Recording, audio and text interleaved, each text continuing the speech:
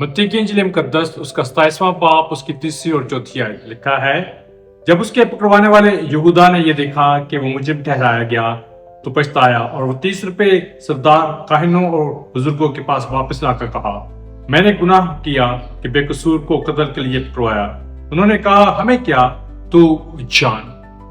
بے شمار مرتبہ بہت ساری خوبصورت چیزیں ہمارے پاس ہوتی ہیں، لیکن ہم ان کی قدر نہیں کرتے اس وقت تک جب تک وہ ہم سے چھن نہ جائے۔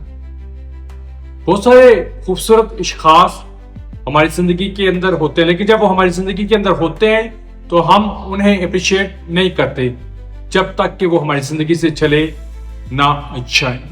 اسی طور پر ہماری زندگی کے اندر بہترین جاب ہوتی ہے، بہترین دوست ہوتے ہیں، بہترین طور پر خدا نے ہمیں خدمت عطا کی ہوتی ہے، اور بہت سارے عوامل کے اندر ہمارے پاس باکمال باتیں ہوتی ہیں، لیکن جب تک وہ ہمارے پاس ہوتی ہیں ہمیں ان کی قدر نہیں ہوتی، اور نہ ہی کسی بھی طور پر ہم اپریشیٹ کرتے ہیں۔ لیکن حیران کن بات ہے، جب یہ ساری باتیں ماضی کا حصہ بن جاتی ہیں تو پھر ہم سوچتے ہیں، واہ باکمال لوگ میرے پاس تھے، واہ باکمال چیزیں میرے پاس تھیں۔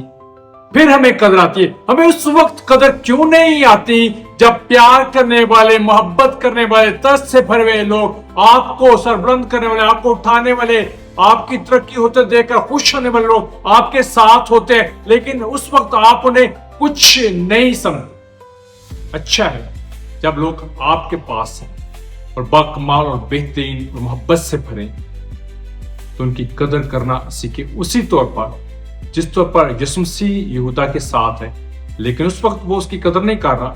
لیکن جب وہ پکڑوایا گیا اور جب پتہ لگ گیا اسے کہ اسے تو صلیب دی جا رہی ہے، اور وہ پچھتایا، لیکن اس وقت پچھتانے سے کچھ ہونے والا نہیں تھا۔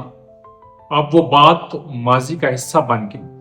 ہو سکتا ہے آج بہت ساری باتیں آپ کے ماضی کا حصہ بن گئی، لیکن میں آپ سے کہنا چاہتا ہوں، جو کچھ آپ کے پاس ہے اس کی قدر کرو۔ جو باکمال بہترین محبت سے بھرے لوگ ہیں ان کی قدر کرنا سیکھو، یسوع کے نام میں، آمین۔